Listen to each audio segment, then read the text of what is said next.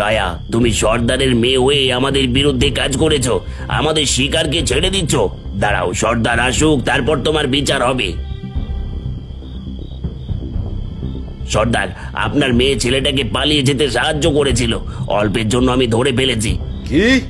কায়া, তোমার এত বড় সাহস! তুমি আমাদের শিকারকে মুক্ত করতে চেয়েছিলে। তুমি জানো এই অপরাধের শাস্তি কি?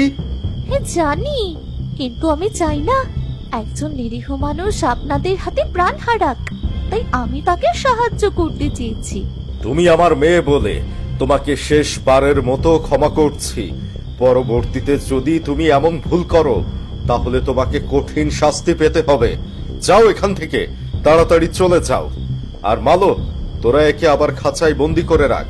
কাল সকাল হলেই এর ব্যবস্থা করব। ঠিক আছে সর্দার। না, যে করে হোক এই মানুষটাকে বাঁচাতেই হবে।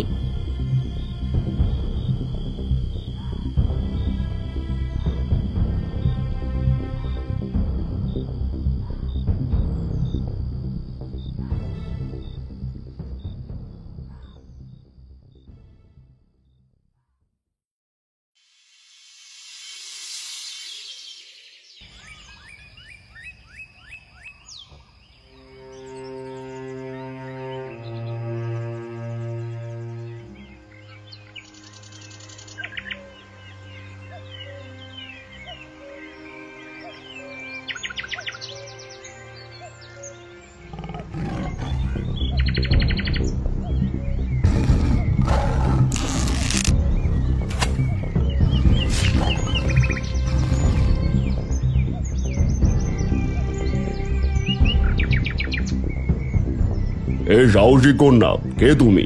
আমি এই জঙ্গলের আদিবাসী বামন কন্যা কায়া। কিন্তু আপনারা আপনারা কারা, আর এই জঙ্গলে কেন এসেছেন? আমি রাজা ধীরাম।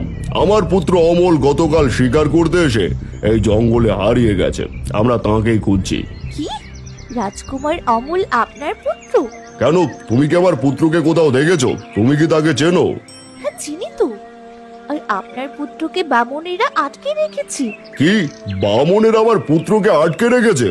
কিন্তু কেন ওরা আমার পুত্রকে আটকে রেখেছে? কারণ জঙ্গলের বামনেরা সব নরখাদক, তারা রাজকুমারকে খাওয়ার জন্য বন্দি করে রেখেছে। আপনারা তাড়াতাড়ি চলুন, নয়তো ওরা রাজকুমারকে মেরে ফেলবে। কিন্তু তুমিও তো বামন, তাহলে তুমি আমাদের সাহায্য করছো কেন? আবার আমাদের ফাঁসাতে চাইছো না তো? না, আমি আপনাদের ফাঁসাতে চাইছি না। আমি বামনদের এমন কাজকর্ম, মানুষ হত্যা পছন্দ করি না। তাই রাজকুমারকে বাঁচানোর জন্যই আমি আপনাদের খুঁজছি। বেশ, তাহলে চলো। মন্ত্রী, সেনাপতি, তাড়াতাড়ি চলো, আমাদের রাজকুমারকে বাঁচাতে হবে।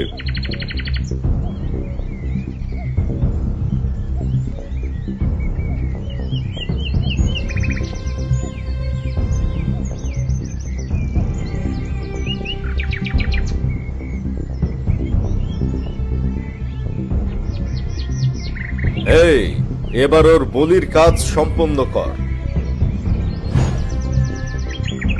এ কি, আপনারা কারা? আর আপনারা এই জায়গার সন্ধান পেলেন কি করে? আমি বলেছি, আর সাথে করে নিয়েও এসেছি এদের, যাতে তোমাদের এই নির্মম অত্যাচার বন্ধ করা হয়। হ্যাঁ কায়া, এবার এই বামনদের আমি উপযুক্ত শাস্তি দেব, যাতে এরা কখনো মানুষ শিকার করতে সাহস না পায়। না মহারাজ, আমাদের শেষবারের মতো ক্ষমা করে দিন। আমরা আর কোনোদিন মানুষের ক্ষতি করব না। এখন থেকে আমরা মানুষের সম্মুখেই থাকব আর সাধারণভাবে জীবন যাপন করব। আমাদের ক্ষমা করে দিন। সত্যি বলছো বাবা? তোমরা আর কোনোদিন মানুষের ক্ষতি করবে না তো? হ্যাঁ রে মা, হ্যাঁ, আমরা আর কোনোদিন মানুষের ক্ষতি করব না। তুই মহারাজকে বল, মহারাজ যেন আমাদের ক্ষমা করে দেয়। মহারাজ, আপনি শেষবারের মতো এদের ক্ষমা করে দিন। ঠিক আছে, আমি তোমার কথায় এদের ক্ষমা করে দিলাম। তবে আমি সব সময় এদের উপর নজর রাখবো। কোনোদিন যদি এদের এমন অপরাধের কথা জানতে পারি, তাহলে এদের কারো রক্ষা থাকবে না। সেনাপ্রধান, সবাইকে ছেড়ে দাও, আর তোমরা তাড়াতাড়ি রাজকুমারের জ্ঞান ফেরানোর ব্যবস্থা করো। চিন্তা করবেন না মহারাজ, রাজকুমারের চোখে মুখে একটু জল ছিটালে রাজকুমার জ্ঞান ফিরে পাবে। আর আমি এখনই তার জ্ঞান ফেরানোর ব্যবস্থা করছি।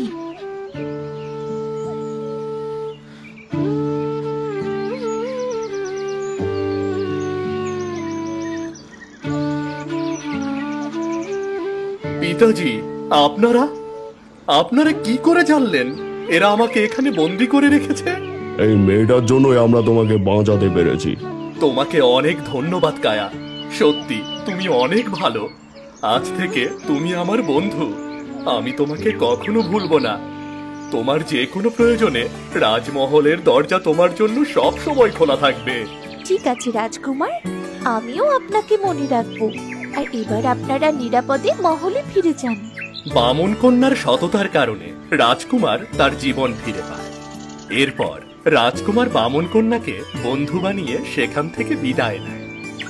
এরপর থেকে বামুনরা সাধারণভাবে জীবনযাপন করতে থাকে, যার ফলে এই বিশাল জঙ্গল নিরাপদ জঙ্গলে পরিণত হয়।